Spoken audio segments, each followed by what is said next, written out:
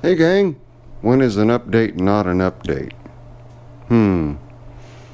Usually when nothing gets done. But a little bit got done.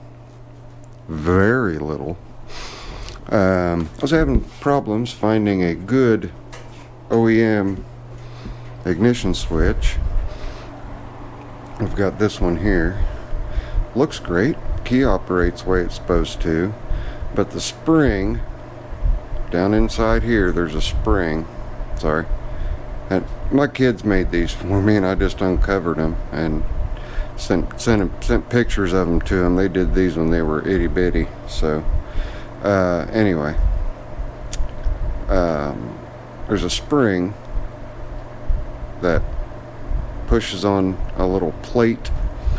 When you turn the key, you're supposed to have continuity between here and the body, and when you turn the key the other way, reversed, no continuity. Okay, no continuities in the run position, continuities in the shut it off position.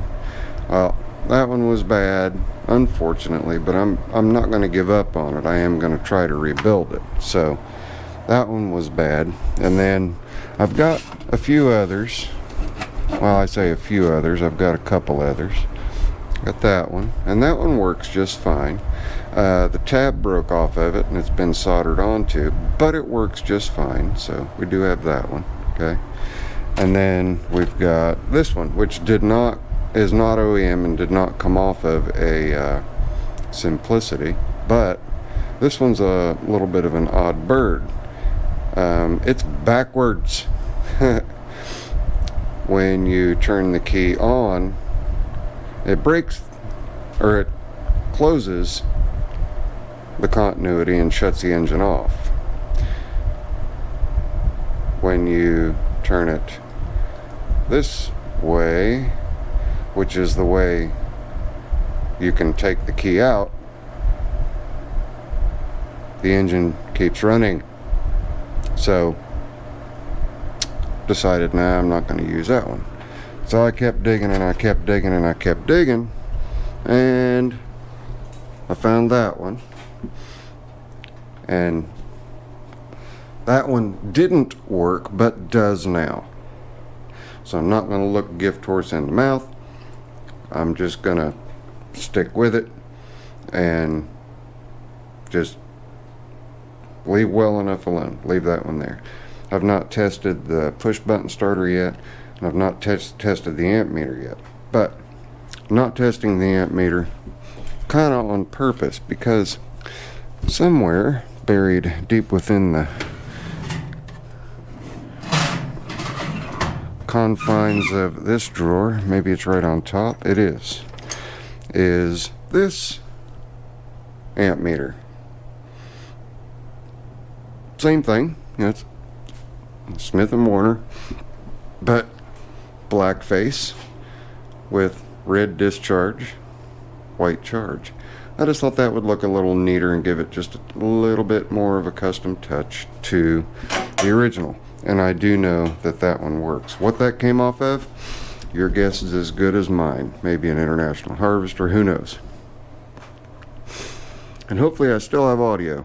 I'll tell you, I know I complain about it, but this Hero 7, I have nothing but problems with it.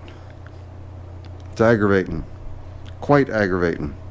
So I did go to Harbor Freight and I picked up some goodies about 3 weeks ago. Okay, that's how long it's been since I've really done anything out in the shop, mainly because my right shoulder, my right arm is just about obliterated. There's very little I can do with it. Hurts like it's waking me up at night and keeping me up. But I went to Harbor Freight and to Rural King. Found that on the clearance table. It's a thermo.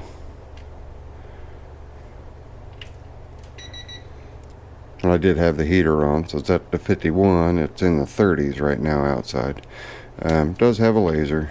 You have to turn the laser on every time. But picked that up for $7. Can't beat that. Picked this tray up for $3. I picked up a couple more sets of these trays from Harbor Freight so that I can get all this stuff out of here. And I don't remember if I posted the video on that or not. I know that I shot a video, but I don't think it went up. I'm gonna have to check and see, but in the event that it didn't, I'm gonna go ahead and go through it. This toolbox is getting moved over where Zippo's Green Giant is. Zippo's Green Giant, all the drawers on the left, there's very few of them that have anything at all in them. It's wasted space sitting over there. I've got all my machinist tools just in the short drawers on the right side. Well, this one's busting at the seams. So I'm going to swap those two out. I'm also going to bring over the Kennedy box and squeeze the two boxes in here so that I've got my overflow tools in the Craftsman box and then my machinist tools in the Kennedy box over there where the Zippo's Green Giant is. So you guys can see everything sort of kind of in a state and everything's in a state just like because I said my shoulder, and that's why there's not been very many videos. But this is kind of crazy. This Cub Cadet is really built quite well. I'm impressed. We have a power takeoff on the front. You can see the splines here. All right, I assume that's for running a snowblower. Right there. And then on the back side of that is your deck splines for attaching your drive shaft for your deck. And you know, the deck is bevel gearbox driven, just like my Legacy, and uses two belts. It doesn't use an electric clutch, uses that oddball vacuum clutch, but it's just beefy. I'm impressed. The brackets that house the axle, beefy. Everything's beefy. But I did notice I had a little bit of slop in the steering wheel, and I thought, well, I mean, you know, it's a Cub Cadet made by MTD, so. But come to find out, this bolt right here was quite loose, and this bolt right here on this ball joint is also loose. I haven't tightened it yet, but it's also loose, so it moves back and forth a little bit. That should take care of most of the play that I've got right now in my steering. But it's just it's even got a hydro filter. I'm more impressed with this the more I look at it, and the fact that it's got a Vanguard and it is shaft driven, which harkens back to the old days of Cub Cadet. The reason it's sitting up on the lift right now isn't because of the steering issues. I need to lubricate the rails for the seat. The seat is stuck in one position and it just needs lubricated, but that's why it's sitting up on its tail like that. But this is just a quick update, and also so that I can just put a video out there for you guys on since I'm not going to be doing the live stream on Sunday. And I know you guys hate that there's not many videos coming along, and well, that's the reason. That's Zippo's right shoulder, and it looks like it's going to be the end of January before I will be able to get in to have surgery on it. The damage to it is quite extensive. It is something I've been putting off for 3 years now. In fact, November 11th marked 3 years since I went to my sports doctor to talk about my shoulder and to have an MRI done. There's perforations in the tendons that are attaching to the socket and the bones. The rotator cuff is 2/3 occluded or torn, and there's a bone spur. if anybody who's ever had a bone spur in their shoulder, they can attest to they're really painful.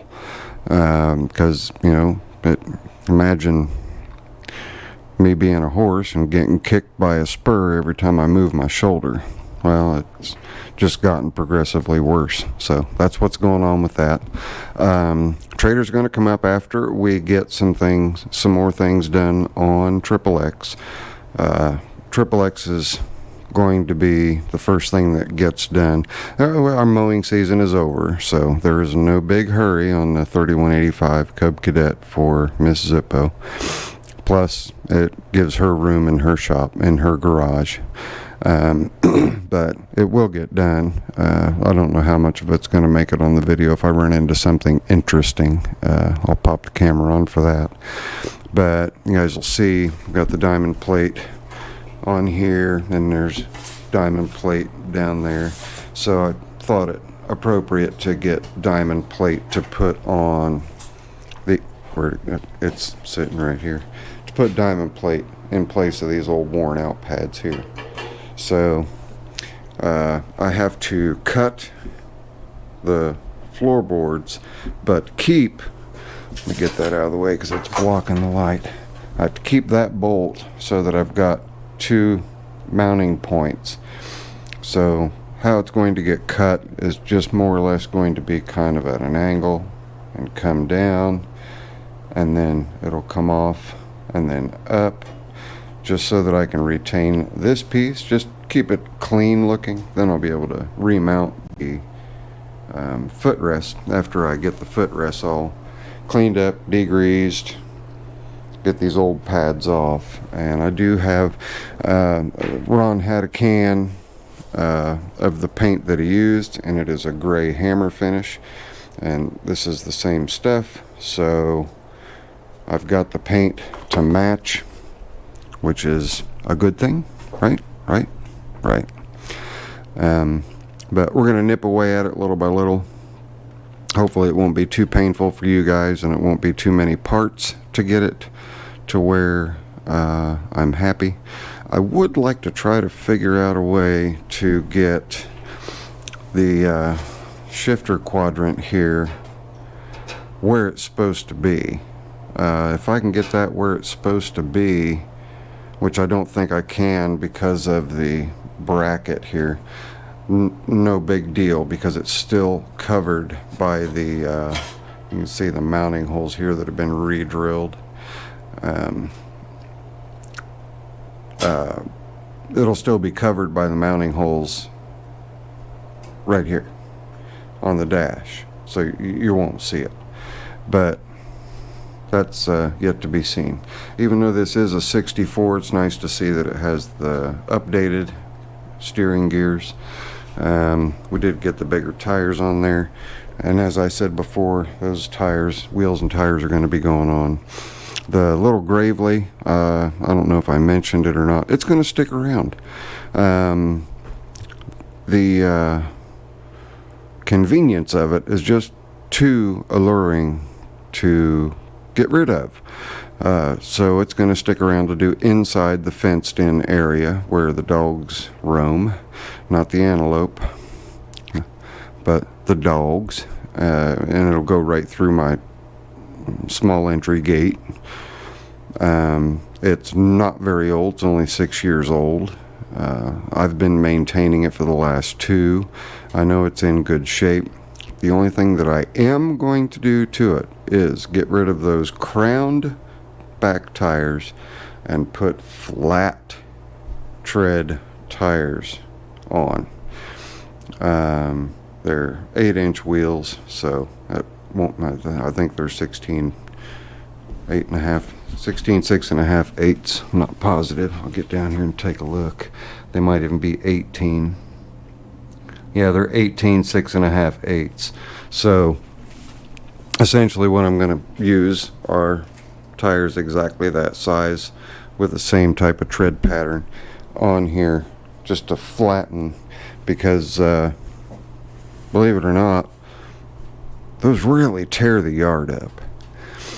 As far as what else is going on in here, It's just a matter of I really miss being out here, and I know you guys miss videos being but I promise you guys, when I'm able, I will be out here. It's just a question of, you know, what days am I going to feel up to getting out here and getting some work done, because I know that it's going to aggravate my shoulder or something awful. But I will do my level best to get out here and do some stuff so that you guys can have some videos being posted. And been yammering on now and doing absolutely nothing for the last 15 and a half minutes, so I'm going to go ahead and end it. Just wanted to give you guys an update. I'm an old hand at surgeries. I'm not worried about it. I'm not concerned about it. I'm just ready for it to get done.